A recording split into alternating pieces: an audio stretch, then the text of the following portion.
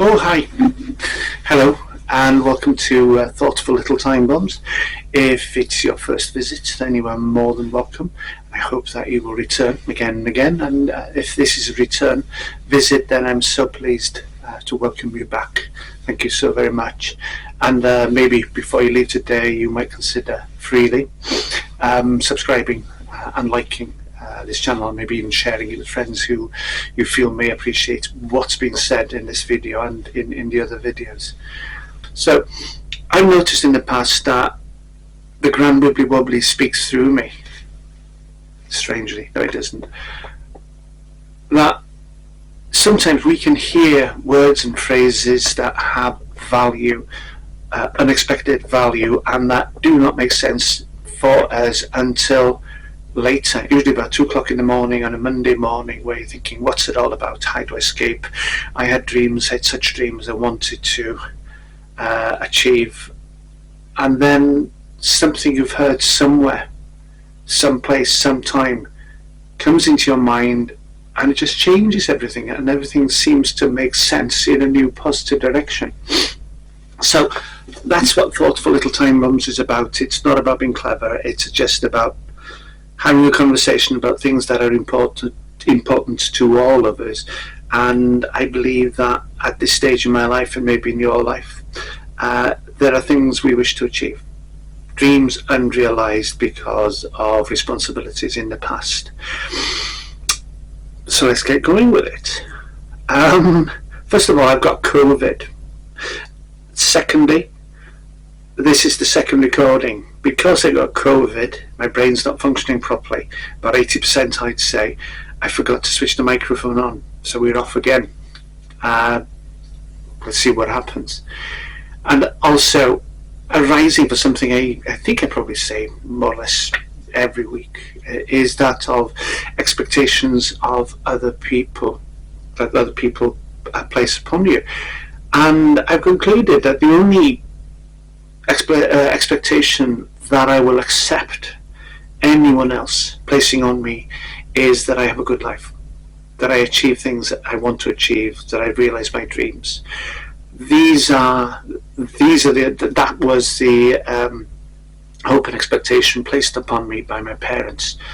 I didn't turn out to be the genius. I didn't turn out to be a dentist or a doctor. I just turned out to be me, and they seemed to be quite satisfied with that, as I was very satisfied with them and their care. So the only expectation you should accept is one that wishes you the best and wishes you realization of the dreams. I get the impression that many parts of our lives, many times in our lives, that people's expectations of us can be nothing more than a poison chalice, and that it is designed to help us achieve their dreams, their agenda, without any care or for our dreams. So expectations can be poison chalice. Only accept those who those expectations that wish you the best. Okay, and do it before it's too late. Maybe this is the thought for you today. But generally, today, because my mind is not working properly, we're going to just talk in bare general terms about certain of life's currencies. We're not going to talk about love, because I think love's not a currency. Life is a love is a motivator in life. So we're not going to talk about that one. But the currencies I'm going to talk about briefly, well, one of them specifically longer, is time, energy, patience, and fear. Okay, time, obviously, it's a recurring theme in this program, and it's a theme that we have this much of our lives lived, some of us, and we have this much left. And everything we haven't achieved in that, we have to make every effort to achieve in that shorter period of time. And it means that time becomes very, very precious for us, and that we shouldn't be wasting any time at all. Okay?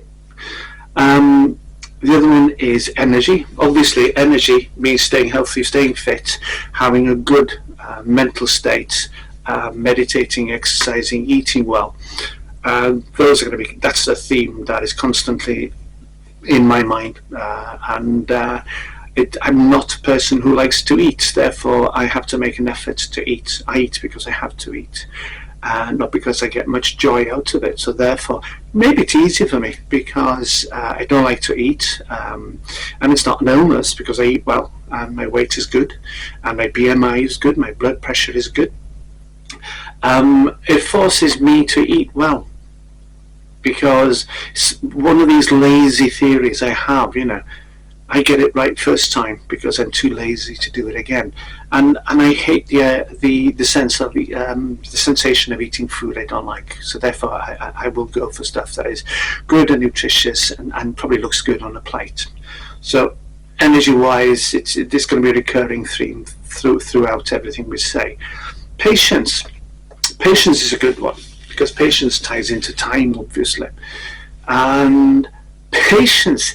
This is where it gets difficult for me because I've reached this stage in my life where I look back over things I haven't achieved and probably the amount of time I have left to me of good health. And I'm eager to get going very, very soon. I'm very eager and I become impatient, which means that I probably, if I didn't watch it, I would probably not spend enough time on preconceiving ideas, on pre-planning before getting anywhere near acting, making moves towards the dreams I wish to realise. And I'm talking about dreams mentioned before. We're talking dreams here, we're not talking fantasies. Fantasies can never be realised, dreams can.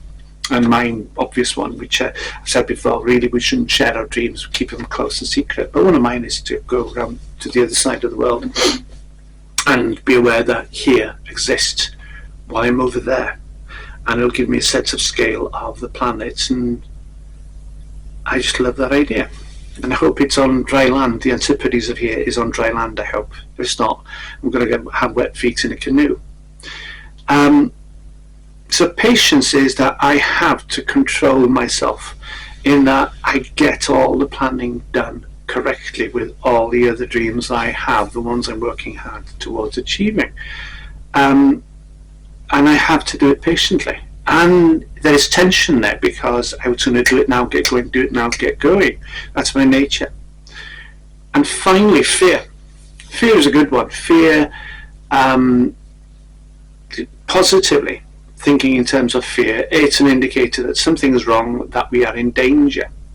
And as we've said before, go back a couple of videos, the conscious mind is forever trying to keep us close to the campfire where we can breed and take care of the next generation of little Waynes, little humans to come along. The conscious mind had this skill, this utility, say in French, created because it meant that it was always on the lookout for extreme dangers like animals or strangers or people who would try and steal things from us, our resources, water, food, shelter, warmth, etc. So fear is good, but fear is not always appropriate because it can stop us doing things that we should be doing. And conscious mind is using the same strategy for avoiding tigers in the past as for stopping us if we're shy from engaging in social situations. It is a bugger, it's a nuisance, and it's one we've got to be aware of, because once we're aware that a fear is false, we can be brave, we can be courageous, and we've got to keep that in mind. So I ask myself if what I'm doing exists in the real world or a fabricated world. And I just mentioned this very briefly because for me a fabricated world is the world where we look working hard to achieve the dreams of somebody else who is careless of our needs. So I try to live every single day in the real world where I am planning objectively, working hard, learning language, writing, doing everything I can which moves me forward in my real time, in my conscious real time, the way I see the world. And it's not part of somebody else's world. I'm being particularly selfish, but I'm able to be selfish now, so therefore I will be. So I live in the real world versus the world fabricated for me. I don't watch television, so I lose any kind of any pressure on me, any tension on me. through that prefabrication of the world in the media.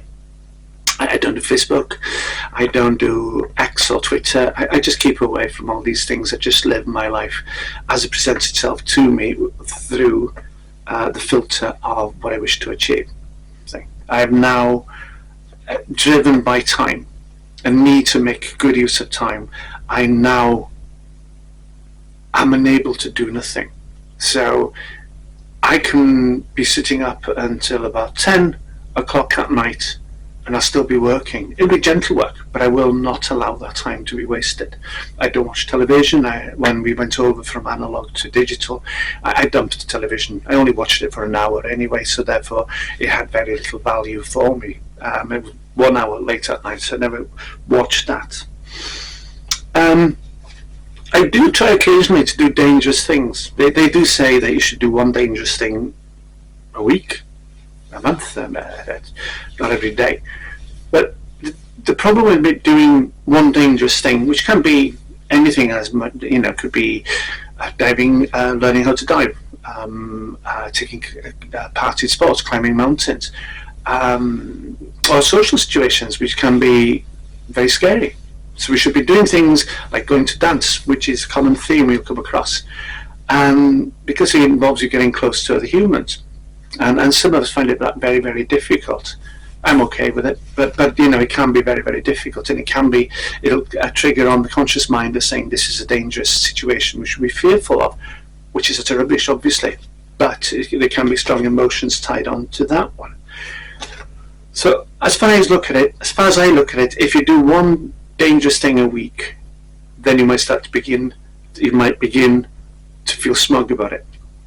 So my advice would be, and we'll get onto that one, my advice is do 2 or 3 dangerous things a week. And by dangerous, I mean things that just take you out of your comfort zone.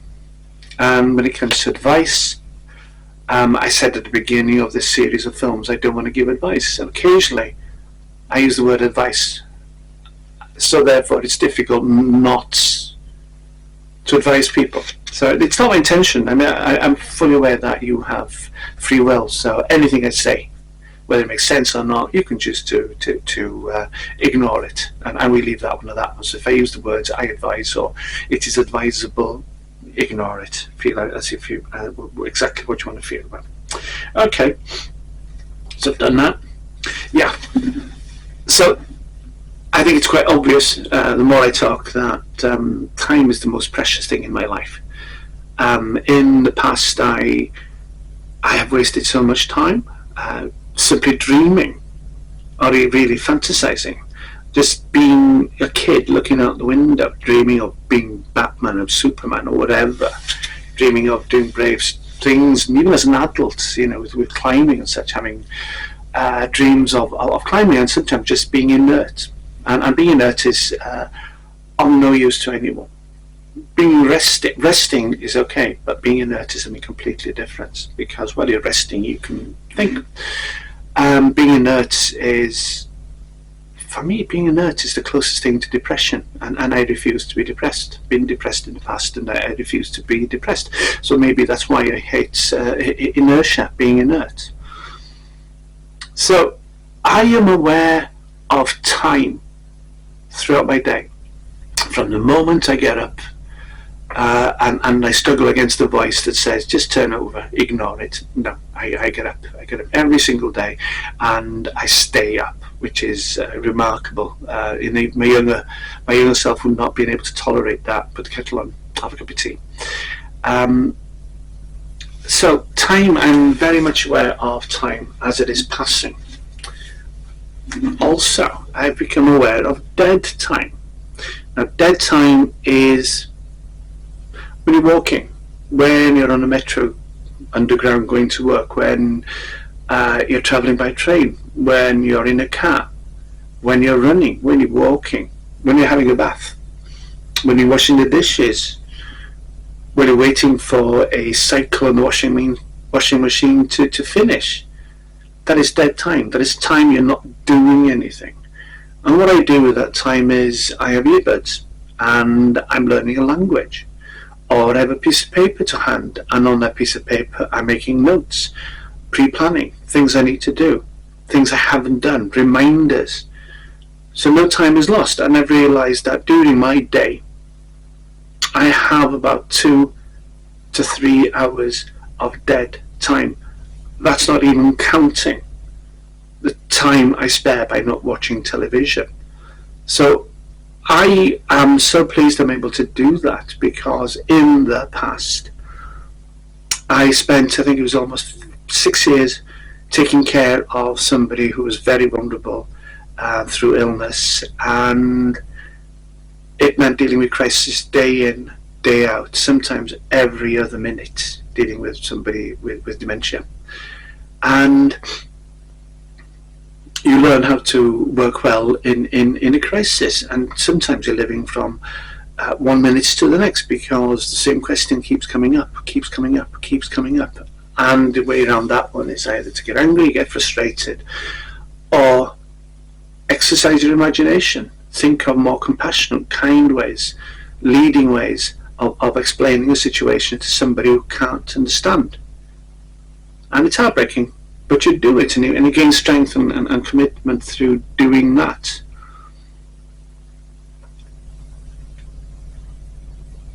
So I, for a period of 5.5 to 6 years, that's what I did. I would work full time, and then I would find myself either at home in the early stages, then in hospital when injuries began to happen, falling over, and then in the care home. I had a job to do, so I did it. And I know that is time I'll never get back. But then again, it's not time I ever will regret losing, because it had value. Love is given to you, therefore you must give love back, which is what it was about. And I will never get that 6.5 years, 5.5 years, 6 years back. However, I've discovered that there is so much time in my day that is wasted, that was wasted, that I can make use of. And it is valuable. It is valuable. Even when I appear to be bone idle and listening to audiobooks, I'm thinking, because I'm thinking about the structure of story, I'm thinking about character development, I'm thinking about elements within the skill of the author. So there's not a single moment when I'm not doing that. So I give purpose to that dead time. Okay, the dead time exists whether I take advantage of it or not, but I do choose to take advantage of it, because, and I'm not motivated by an anger, a sense of frustration because of the years lost. No, it's just that is here in my real world now. It's not prefabricated, a fabricated world. It is the reality, and I make use of that time, and I give it purpose. And I give it the purpose is to achieve an outcome, whatever that outcome is for me, whatever that outcome is for you. So I suppose it would be useful for everybody, people managing, to find dead time and to dedicate it to a purpose with a view to achieving an outcome. And I hope that outcome is something that is a dream. You've never had the chance, or maybe you've neglected it for so many years, and now you reach a point in your life thinking, it's now or never. Now or never, so I'm going to dedicate all my time. So everything I do is project oriented, and I am project oriented, and I help myself by having a narrative. There's a voice in my head, and all it's about when I'm not thinking about work is, why aren't you working? I have a good social life, a quiet one, but it suits me, so it's not stealing everything. But it is, why aren't you working? Why aren't you working towards it? One of these days, the breath you're taking will be the last, or you've just breathed one of a limited number of breaths you've got. So in the shadows, in the silences of our lives, we have those spare seconds. So we've got to use them. And so that's the voice inside my head. I know people who've got dafter voices talking to them, just living Walter Mitty fantasy lives. And they have theme tunes. They have theme tunes. You have conversations with people, and people tell you the daftest things. You know, be kind, be kind. But they say the daftest things about the tune that gets them going. And just by listening to the tune they may be talking about, it's fantasy based. What I've learned, and I love this, and it works for me, is I don't have music. I have music of the spheres, maybe. By music of the spheres, I'll tell you what I listen to. It's in the background to most of what I do during the day. And it's the sound of LV426. I don't know if you're familiar with LV426. LV426 is the planet upon which the crew of the Nostromo found the alien. Sigourney Weaver, John Hurt, and other remarkable actors in that one. Yaphet Kotto, I think. And it's the sound of desolation on a planet that is empty of life, and it's at the beginning of any kind of evolution of life, other than the alien creatures in the eggs, that one. So I have said, you must be thinking I'm daft. No, I'm not. It is the sound of desolation. It's storms, winds, lightning strikes, and nothing to do with the aliens. Nothing to do with the aliens. It's just a soundscape. And if you think about a song, you will reach a point where certain words will motivate you and they'll carry you off. Now, when you're listening, as a backdrop to everything you're doing, you've got the weather, the appalling weather, the desolate weather on LV426. Then you're not going to get carried anywhere. It's going to be there behind you. And one thing it amuses me. I'm not a religious person. I'm a spiritual person, but I'm not a religious person. I don't adhere to any kind of religion, organized religion. And is that for friends of mine who are Catholic, strong Catholic, and let's say they've lost someone in their lives and it's damaging emotionally for them, they've been told that it is a mortal sin to be desolate, because being desolate is beyond hope, beyond redemption, beyond recovery, and it is a mortal sin, and that by praying to God, etc., then you can find a way forward. And there's something reassuring in that one. But for me, desolation is something reassuring, and not in the Catholic sense, not being a contrarian. For me, it works because, quite simply, there's no tune to follow.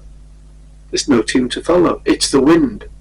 And the wind may occasionally make you think, "Ooh, it's cold," even on the sunniest days. But there is nothing there that I can follow, get caught up in. One thing I do occasionally in relaxation is I'll listen to a song by the Beach Boys. And I just follow individual voices through the incredible, exquisite, beautiful harmonies in their songs. But with music, the music of the spheres of LV426, I don't need to worry about that. I will not be distracted. I will not be finding my way to California beaches and beach bunnies and beach babes and such. Watch out, turns you on. So no television, LV4, yeah. And I said there is only now. And if this moment of now can be used to help you realise your steps towards realising your dream, whatever it might be, I hope it's something adventurous, and I hope it's something that takes you out of your comfort zone without placing you in danger. Danger, it probably will if it's danger as decided by the conscious mind, but as I say, you've got free will, and you can choose whether the sense of fear imposed on you by your own mind is appropriate or not. It's not always is. So, of the real time you have, the now of your life, give it purpose, give it a name, give it value by dedicating it towards achievement of a particular dream in your life. And as I said before, live in a real world, not in a fabricated world. I've mentioned ages ago about going out every Friday night because it was important to a friend to go out every Friday night and have the same gang of people around him. I don't do it anymore, but it was part of somebody else's life, and sitting there drinking pints of beer in a pub, social people I like very much, but it was not part of my life, and especially the chips, peas, gravy and fried egg on top on a tray on the way home didn't help at all. So I was glad, in a sense, to be able to step away from that, to have the courage to step away from it. And during that time, I can assure you that conscious mind was saying, "Oh, you're alone. You'll be alone. You'll die alone. Being alone is terrible. Being alone is okay. You survive, and then a social group redevelops around what your real interests are. And mine weren't sitting in a pub drinking beer." Yeah, so the company keep says a lot about you as well. So if you're going to spend time with people, make sure it has value, and social time is very important to you.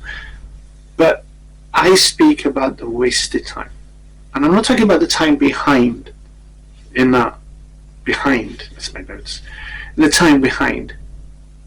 You can be trapped in the sense of guilt on that one.